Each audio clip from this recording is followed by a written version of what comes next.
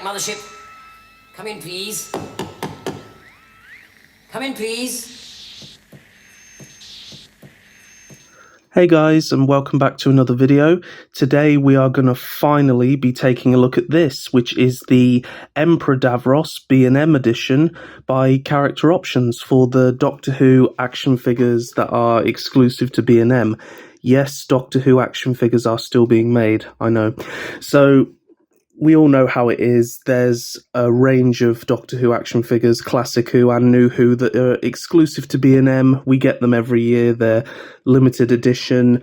You know, they show up on shelves, and when they're gone, they're gone. And late last year in 2024, they decided to release the Emperor Davros, which was a huge surprise to fans, including myself. It had been teased that character had allegedly found the mould that they used to make the original, so it was kind of like a wink that we could be getting another one, but I wasn't really going to take it as fact until I saw it, and then they announced it. So here it is. As you can see, it's in the new kind of 60th anniversary onwards packaging. You've got the diamond logo, Remembrance of the Daleks 1988, featuring Emperor Davros, and it's part of the 5.5/14 centimeter collector's scale Emperor Davros collector's figure, the 7th Doctor era. You've got the New Who turquoise TARDIS there, which I absolutely hate.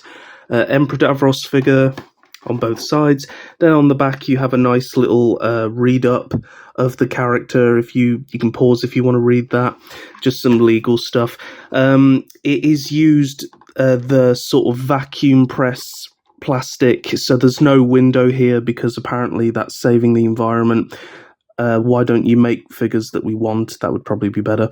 But inside you can see that the Dalek spaceship has been used as a backdrop from the story, but this is completely pointless, as when you remove the figure from the packaging, it will damage the backdrop thanks to this vacuum press thing that they're using. So a bit pointless, but I suppose if you want to keep it in the box for whatever reason, it will look sort of good. You can see the figure nicely displayed there in the box, and you do get a slight angle from the front as well.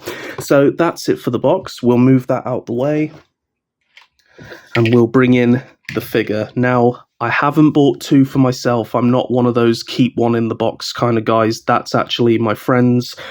He just hasn't got round to opening it yet, I promise. So this is the Emperor Davros. So yeah, I've always loved this design.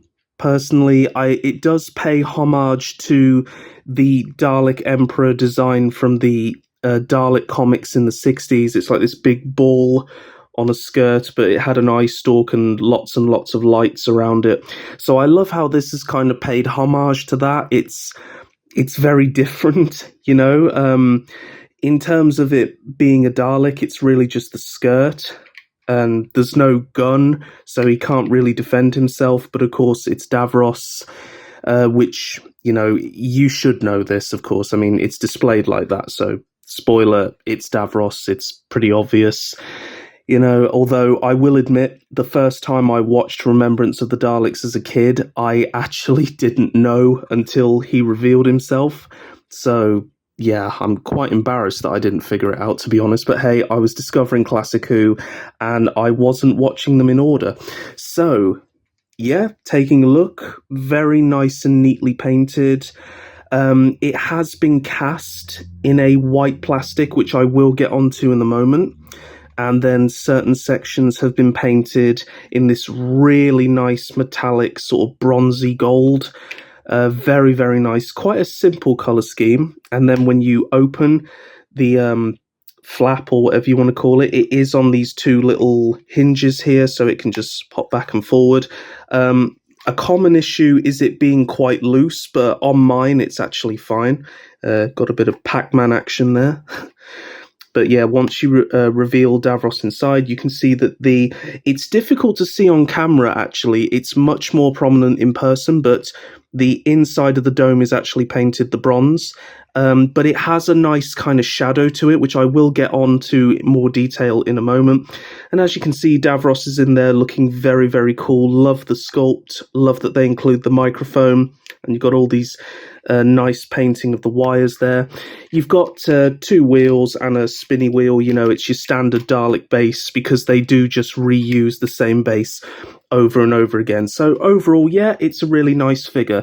Now, unfortunately, due to everything that's been going on in my life, I never actually had a chance to get round to reviewing this, which is the original release of this figure, which actually came with a destroyed Imperial Dalek. So this is a figure that I've wanted in the collection for a long time. So this is before this guy came, because I wasn't sure if this was happening or not.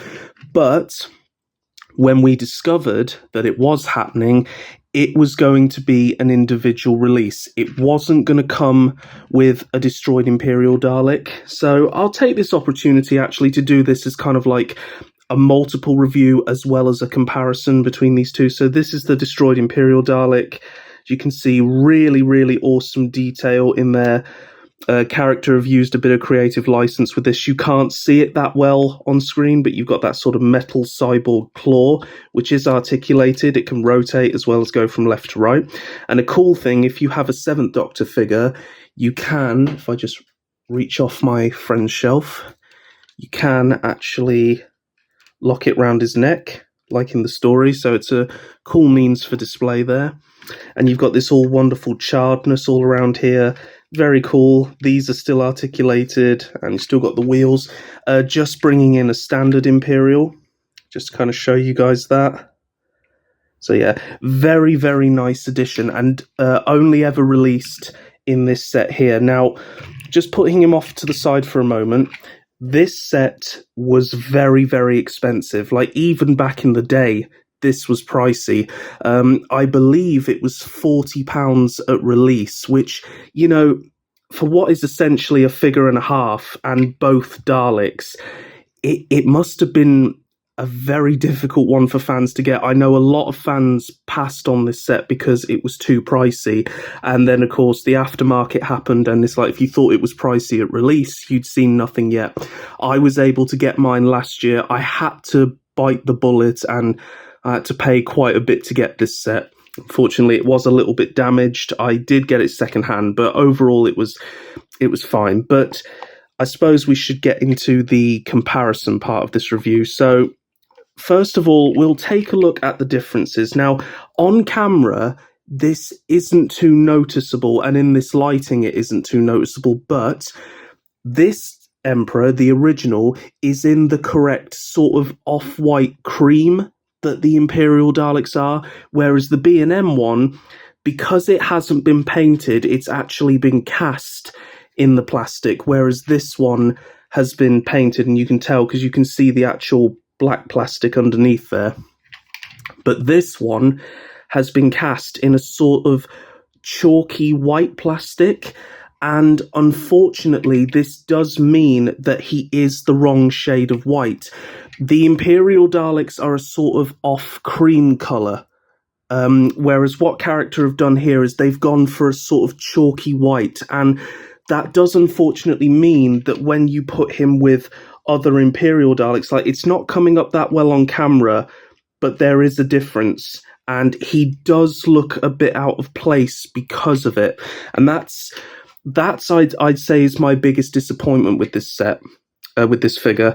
And another thing that character got right on the original release that they haven't got right on this one is the hexagon here. It does have a black sort of outline, and you can look at pictures of the original prop. That is accurate, that's how it is, whereas here they've decided to just stick with the same bronze that they've painted all of the other detail on the figure. And I have to say that's a bit of a shame, but I do, as someone who has the original, I do actually quite like it.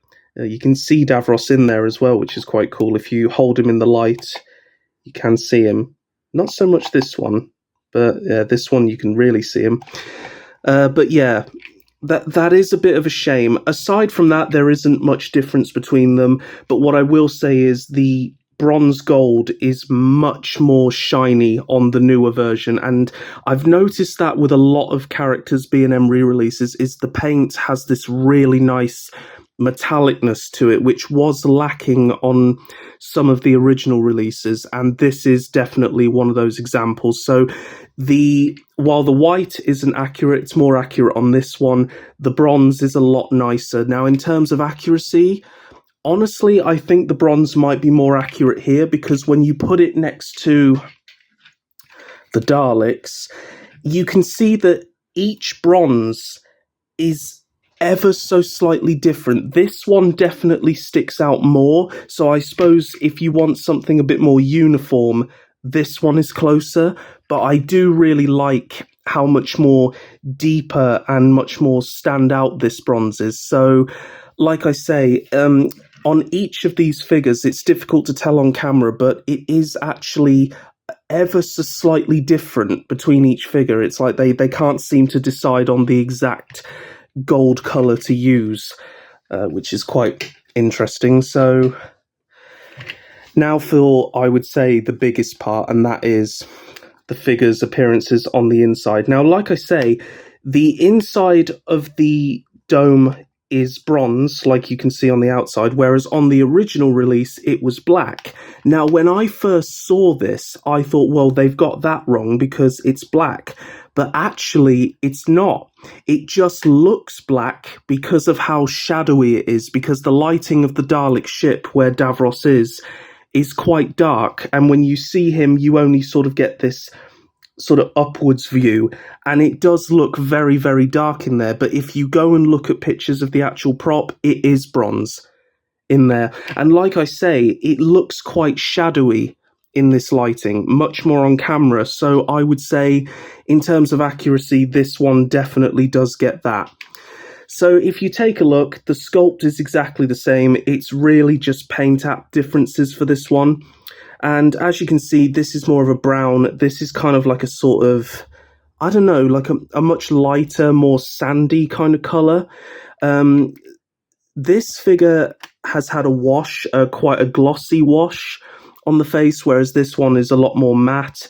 And I have to say, I do think this one highlights the details of the sculpt a lot more, but I do prefer the color of this one. I just think this sort of sandy color isn't how I see him. I think it's definitely more to this, but this is a bit too dark. It should be lighter. I would say somewhere in between, if you wanted to go like full accuracy. What I will say though is that this new one does have much nicer cables. The cables are a much lighter red. I never understood what character were doing with this yellow with the cables. I never remember Davros's cables being yellow, so they have fixed it. They also fixed it on the Michael Wisher Davros B&M re-release. They got the cables spot on with the black ones. So yeah, they really are just kind of trying to make it more accurate, which is good.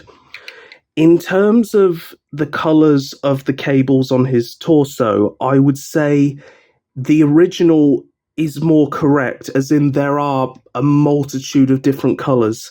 However, I do actually personally prefer the B&M reissue version. As in, with this original version, my biggest complaint is that the paint just seems to be splodged on there with very little effort, whereas with this one, they've been a lot finer with the details, and as you can see, it actually does bring out the details of the sculpt a lot better, whereas here you just can't tell where anything is because the paint is all over the place, whereas on this one you can see all those individual wires. So I have to say, in terms of Davros with his dome up, I'm going to go with the reissue. And what's also good about it is, because you can't see the inaccuracy of the hexagon, you could be none the wiser. However, if you were going with the dome down, I have to go with the original. As much as I do love this updated bronze, that hexagon being wrong just niggles at me. And unfortunately, like I say, the incorrectness of the white does make him stand out a lot more from the other Daleks when he shouldn't. So The difficult question, and obviously the question I think most of you want to know, is out of the two, if you could only have one, which one would be the best? If you could only have one, I would highly recommend that you track down the original release. Not only are you getting a more accurate white on the figure, but you're also getting the accurate hexagon. And of course, the obvious thing, you're getting a whole nother figure with him, which is exclusive to that set and very difficult to get. However, it's very expensive. This guy is available in B&M right now. I still see him on shelves. He hasn't sold out very quickly, at least where I am, for as little as $12.99, which is wonderful. Like I say, that set was £40 when it came out. On eBay, God, anywhere from 120 to something ridiculous as 400, I've seen this figure up for. It's ridiculous. I really despise this fandom when it comes to eBay, I'm not gonna lie. So if that set is far too out of your price range, you're not going to go wrong with this guy. You've got a really nice paint improvement on the inside. Aside from a few things that do niggle me, I do still think this is an absolutely fantastic figure. And the benefit of this actually being sculpted in white plastic is it might be a lot more difficult to mark, whereas you can see I've got quite a few marks and a few scratches on this one. This one might be a bit sturdier. And also something I've noticed is on this original release, there seems to be a bit of a defect with the sculpt, because I've seen this on lots of other people's ones, whereas they seem to have fixed that here. But at the end of the day, these are all quite small things. Whichever version you have, you've got a good figure. But for me personally, I would still have to go with the original, but I'm very, very happy to have this new version. And quite honestly, it would be nice to have this one with the dome down, this one with the dome up. So in answer to the question, which one is better, I honestly think they're both as good as each other. They both have their ups, they both have their downs, and they're both great figures. But for a price of $12.99, you can't really go wrong, I'd say. So that's going to do it for this review, guys. Really, really like him. So happy to have the original. And yeah, Remembrance of the Daleks has always been one of my favourites. It's a childhood favourite. I love Daleks, so what can I say? So I hope you've enjoyed this review / comparison. Like I say, I've pretty much covered the original set and this new updated version. Hope you guys have liked the review. I will also be reviewing the new Who wave from late last year. I'm going to have fun doing that. But yeah, hopefully we get some really cool classic Doctor Who figures going into the future, despite the state of the whatever is masquerading as Doctor Who nowadays. But there you go. Yeah, so I hope you guys have liked the video. Leave a comment down below. Please like, share it about. And yeah, thanks for tuning into the video, guys. Stay safe and happy wherever you are, and I'll catch you all in the next one. Bye-bye, guys.